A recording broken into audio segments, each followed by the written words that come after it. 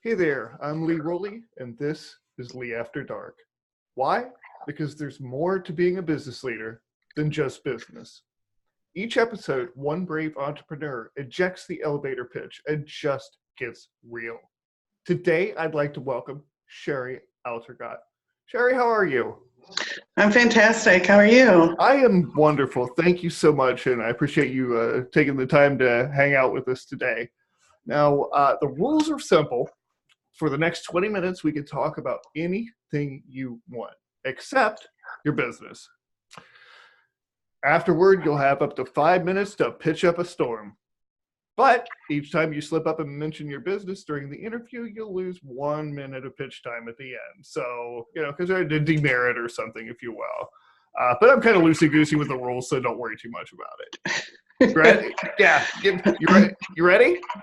I'm ready. All right. Well, let's go ahead and start the timer here. And you mentioned that you spent a considerable amount of time following a musician around. And so I thought maybe that would be a good entry point into your world. And so can you tell us a little bit about that? Yeah, absolutely. First of all, I want to thank you for having me today. I love the concept of this podcast. I think we do get wrapped up too much in work, and I think getting that break from it is awesome. Thank you. And that's why I chose the topic we had talked about is really I've followed the Dave Mathews Band for the last 20 years or so. And for me, it's exactly what you're doing with your podcast. It's that moment to get away from everything else.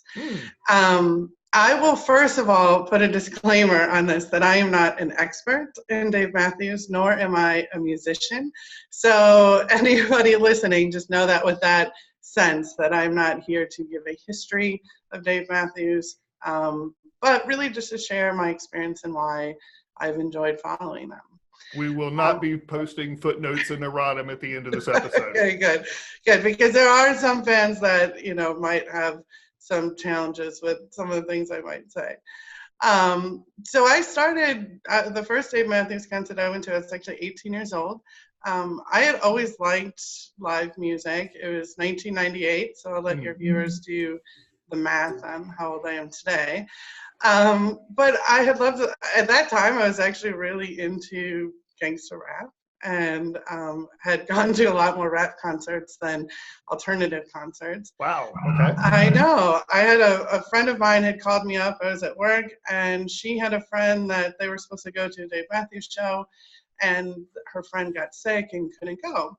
So she called me up. She asked if I would like to go. I knew at that time, they had songs like Crash and Stay and some other hits on the radio. Sure.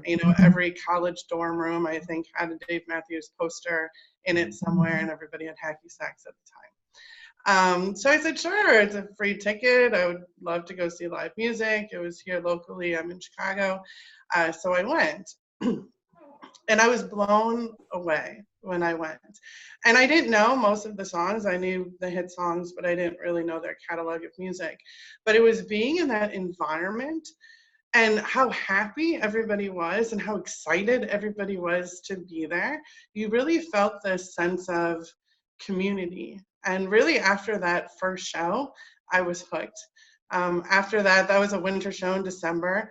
They play one of their big shows they play in the Chicago area is actually up in Wisconsin, a place called Alpine Valley. So that next summer, that same friend and her brothers were going up to Alpine Valley. So I went there for the first time.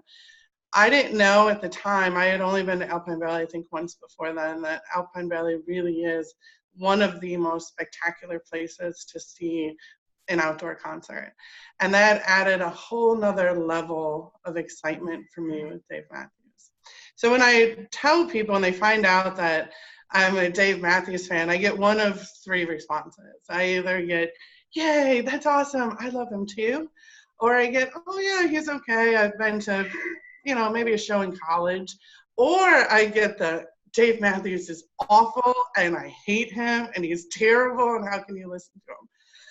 I'm always surprised with the last response, not because I expect everybody to like the same type of music. I think that's what makes us a great society is that we all like different things. Mhm. But the fact that people are so negative against somebody else's place of joy, in my opinion, there's a lot of things that I'm not into, but as long as it doesn't hurt yourself or somebody else, I think you should always welcome whatever gives anybody else joy. Absolutely. And for me, Dave has done that. I remember when my daughter was about 2 or 3, that's when they're really into bubbles. And we were playing with bubbles. And I remember looking at her thinking, I wish that adults had something that brought them as much joy as bubbles bring a child. When you watch a child play with bubbles, there's nothing else going on in their head other than the excitement of seeing that bubble. And I thought at the time, and that's what really Dave Mathews does for me. And it's not just the music, it's really the community and the event. So when we do a Dave show, I go to usually 3 or 4 shows a year, and we call it Dave Day because it isn't just going to a concert. I've been to hundreds of concerts in my lifetime. I love listening to live music. But a lot of times when you go to a show, you might go to dinner beforehand and you go to the show and you have a good time at the show and then you go home. Dave is an event. It is Dave Day. There's a myriad of events associated with that, from really starting with day drinking, probably about 9 a.m. throughout the day. I have a group of people, and specifically one person that we go to all of the shows together, but I have another group of people that we go to shows together as well. And I have met so many people at shows. I would say by nature, I am a natural introvert. I am not the person that's going to walk up to random strangers and start up a conversation unless I'm at a Dave show. When you're at a Dave show, you can talk to anybody because you know you have that common bond. Now, sometimes I get in way over my head because I'll strike up a conversation with what I would call an uber Dave fan, and I can't compete with that. I don't know what song he played at the last concert. A few years ago, kind of the mecca for Dave fans is the Gorge outside of Seattle. Beautiful, beautiful outdoor venue. He plays there every Labor Day weekend, and it's a trek coming from Chicago. And so I'd gone to the Gorge for the first time.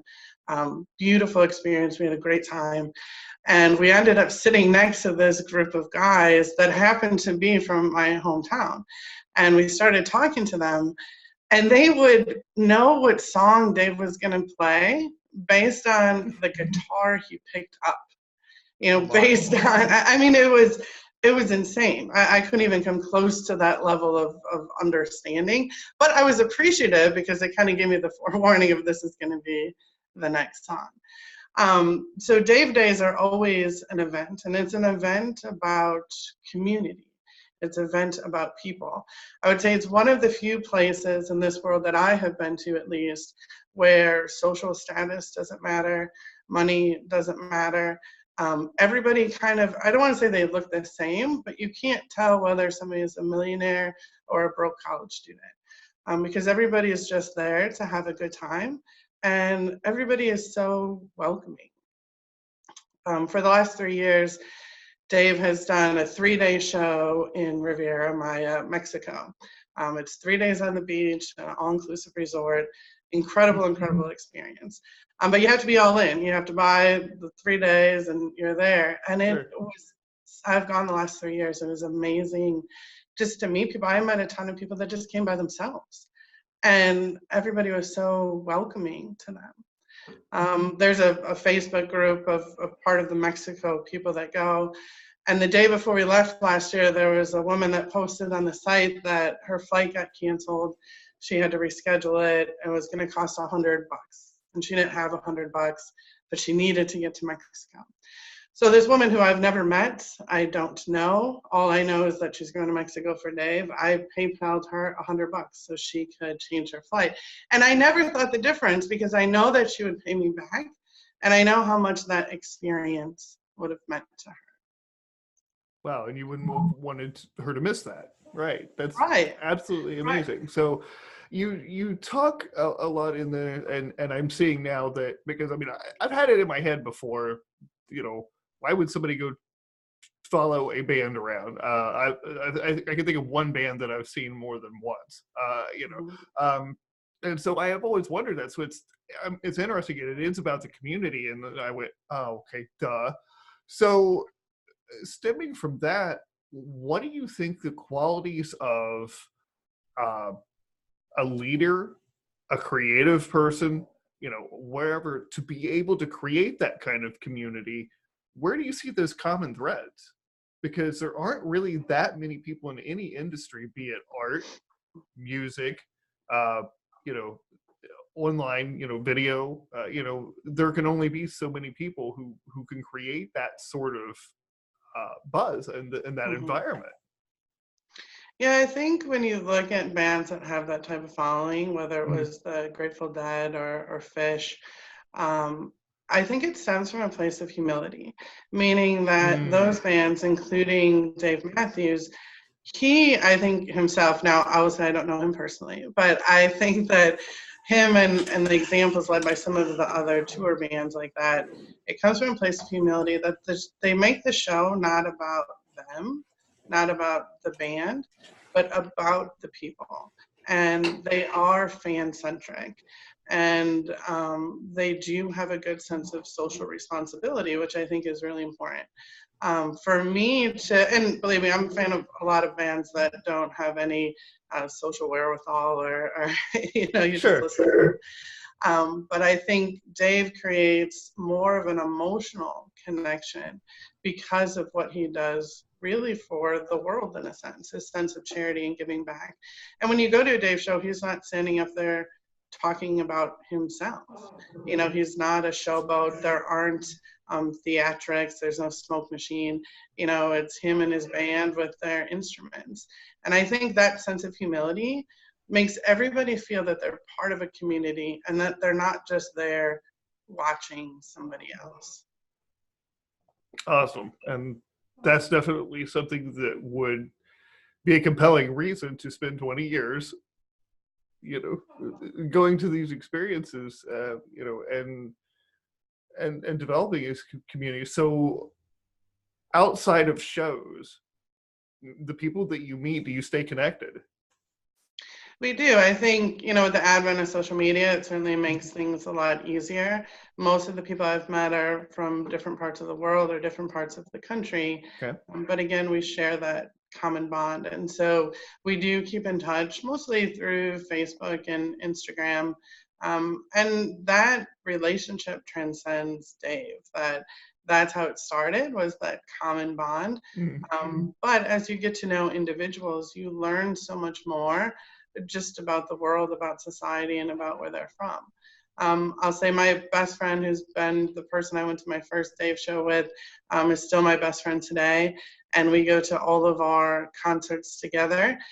We do have a rule that we cannot marry or date anybody that's also a Dave fan, because it will affect our kind of girls' trips that we do. So we've committed to that. My husband is not a Dave fan. But what we'll say is, I have a lot of friends that aren't Dave fans, but a lot of those friends come with us when we go to places like Alpine Valley, and they don't go to the concert. They tailgate all day, and when we're in the show, they just sit outside and chill with a bunch of other people who didn't go to the show. So that's what I mean by he transcends just the music. It's people that aren't even into Dave Mathews love the party, though. They love the party that exists before every show. Okay.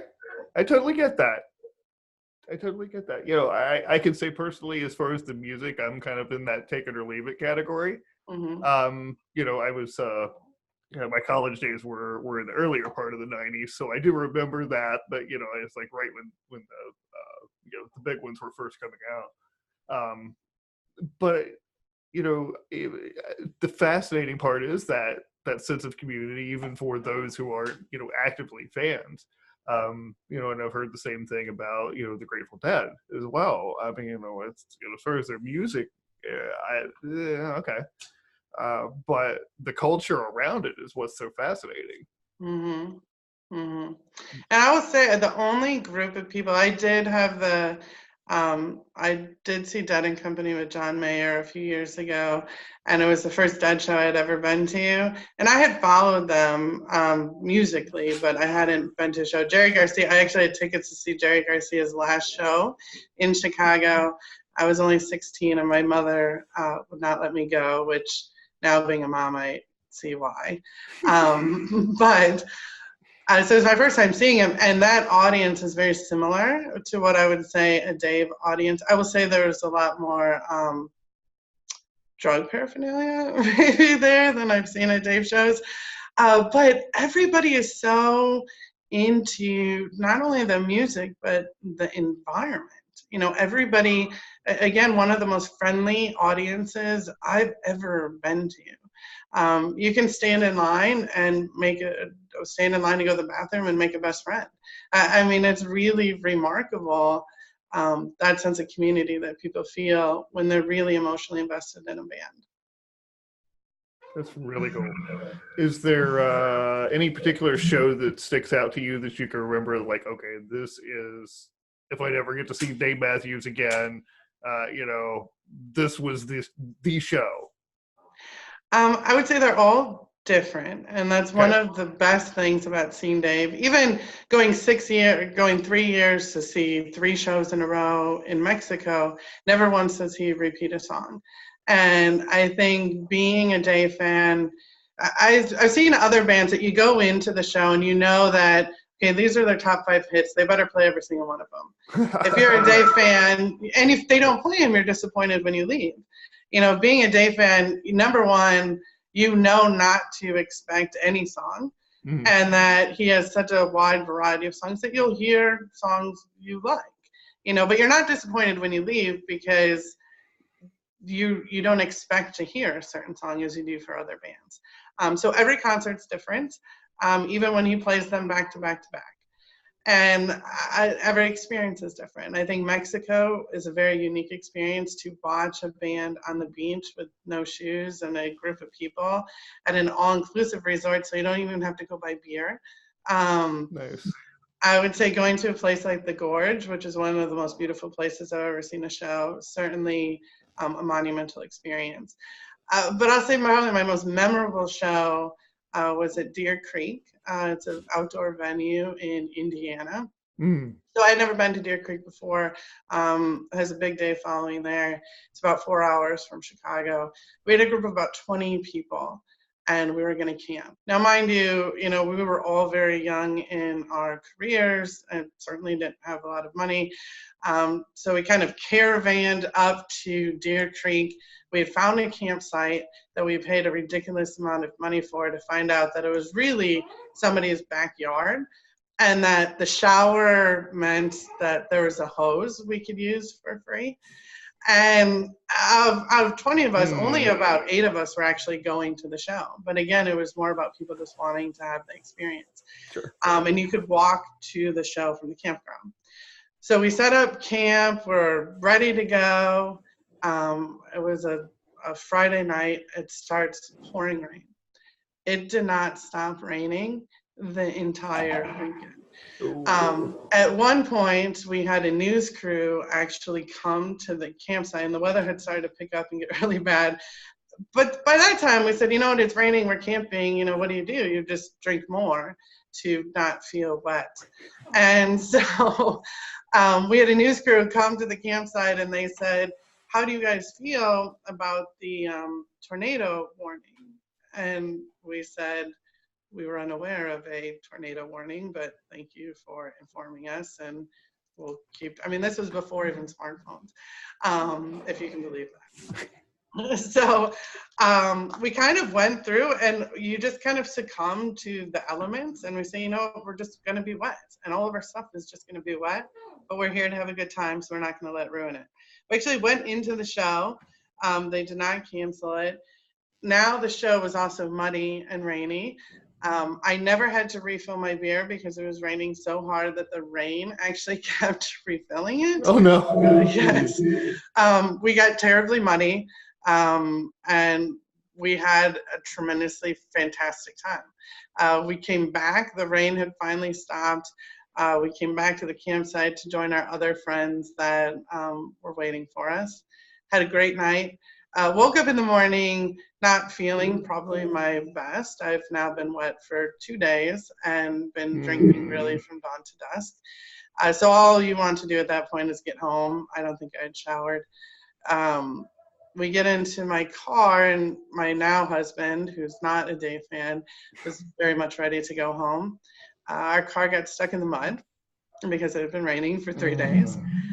As he tried to push the car out of the mud, all of a sudden I see him disappear.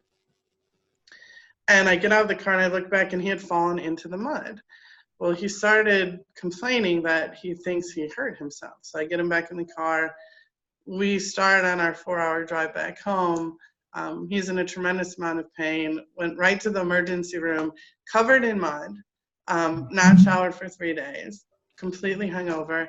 And it turns out he broke his knee trying to push the car out of the mud. So although a terrible ending to a fantastic weekend, we talk about that weekend all the time, that it's just, sometimes you just have to give yourself up to the event. You know, it's, you can't control the weather, you can't control a lot of other things in life, but you can control your attitude, and we all had a great attitude about it, and we had a ton of fun, and we still talk about that 15 years later. It was, I think, one of the best memories that I have from a Dave show.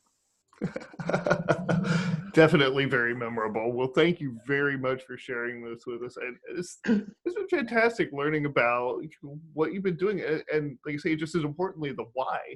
You know, again, I just find that so fascinating, and I know there are people do listening as well, just to get inside people's lives and understand what compels them to be so passionate about what they're passionate about. Yeah. Really super cool. And I do have to tell you that you have officially succeeded at the Lee After Dark 20-minute challenge. So wow. yay, and invisible confetti and all that. So because I'm a man of my word, I want to give you 5 minutes if you want to talk about, you know, your business, what you do, if you have an offer, tell people how to get a hold of you. The floor is yours.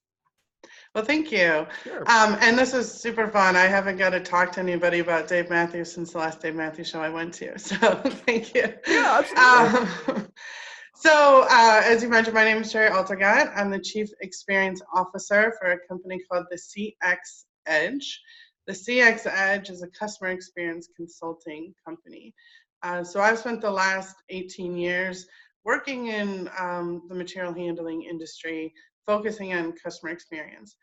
My background was in sales, marketing, and business development. And I think as marketers, our number one job is to make messages easily digestible for everybody to understand.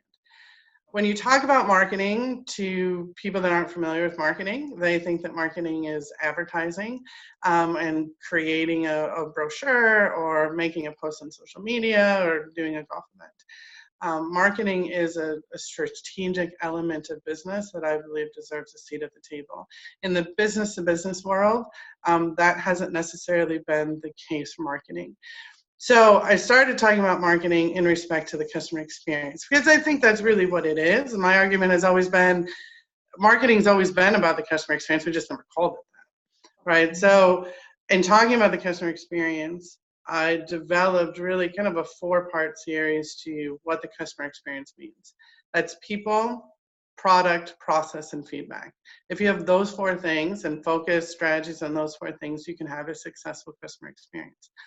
So I decided to leave my company after being vice president of customer experience to start my own consulting firm about 2 months ago. So our mission really is to help customers develop a customer experience. And we focus on those 4 elements. Number 1, people. Hiring the right people, making sure you have the right people on your team that don't just satisfy technical skills, but have the cultural fit for your organization.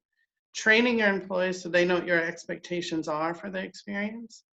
And then employee engagement, keeping those employees, getting those employees to be emotionally invested in your business. Product focuses on a lot of the traditional elements of marketing. So can people find your website? Do they have a good user experience? Are you putting out thought leadership content that they want to come back and read? process? Do you have the right processes in place that allow users to have a good buying experience, but also allow your employees to execute that experience efficiently? And then feedback. Are you getting the most appropriate feedback so you can not only measure your experience, but you can work to improve it? So we focus on those 4 areas, not all at the same time. We focus on whatever area makes the most sense to that business, where their biggest gaps are. And we work towards a long-term plan to improve the experience for all of their clients. Very cool. So how can our listeners find out more? So you can check out my website. It's www.cx-edge.com. We're also on Instagram, Facebook, and Twitter at the CX Edge. Very cool. And we'll have those links in the show notes when that goes out as well, so that they can go ahead and connect with you from there. Very cool and important work that you were doing, because you're very right that there's so many companies that just completely don't understand the value and they don't want to invest in, in having everything in place to be able to grow, including the marketing system. So it's awesome. Once again, Shari, thank you so much for hanging out with me today. Any last words before we wrap this up? I just want to thank you for having me. This was a lot of fun, and I don't get the opportunity to talk about stuff like this very often. So keep doing what you're doing. I think you're doing an awesome job, and I appreciate the opportunity. Well, thank you very much, and thank you for sharing your story with us today. So we are out of time, but if you found Lee After Dark more entertaining and relevant than most of the track out there, subscribe to the Lee After Dark YouTube channel, and now get Lee After Dark in your pants. We're on Spotify, Google Podcasts, Anchor FM, Stitcher, Breaker, Pocket Cast, and who the heck else knows where, so you can enjoy us wherever you stick your phone. Until next time, this is Lee Rowley with my new friend Shari Altergott. Be present and be well. Thank you.